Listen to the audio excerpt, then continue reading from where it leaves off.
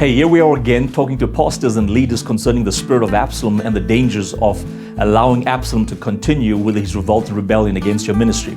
Remember that the spirit of Absalom will rise up and come against your vision and draw glory to self. We spoke about that previously.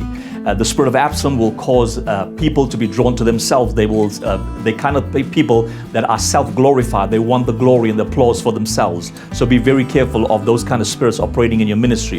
And then what Absalom did was, as he begins to revolt against his father and draw crowds to himself, what the mistake that David did, he dethroned himself and he began to run in fear.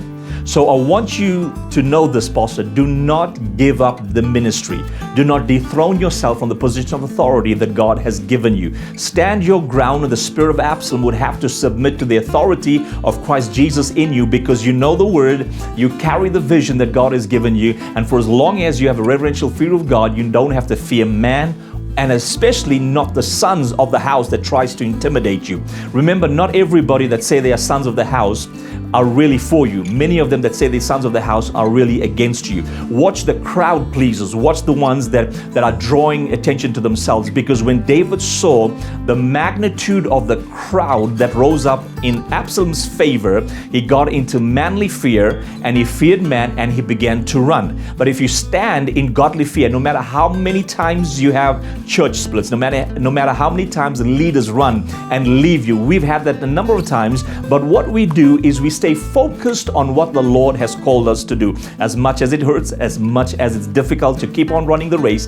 remember the spirit of Absalom is only there for a season, and you have to take authority and overrule and overpower that particular spirit that's trying to infiltrate your ministry. Don't run like David. Stand your ground. Stay on your throne. Remember that as long as you stay on your throne, the enemy cannot infiltrate and put somebody else in your position of authority. If people are gullible enough to follow the one that is possessed by the spirit of Absalom, then let them go. Don't run after them thinking that they are prodigal sons. Let the prodigal son come back on their own, because you have to focus on the ones that stay. That's what's important. And never make the mistake of causing the ones that stay pay the price because of the ones that left. Remember, focus on the ones that stay. You need loyal people. We all need faithful people around us. Remember never to give up on your ministry. These spirits will come down because you're a man and woman of God, called of God for such a time as this. This is the Excellence Coach. If you want to hear more and if you want to hear a couple of our ideas, would you subscribe to our channel on YouTube called The Excellence Coach?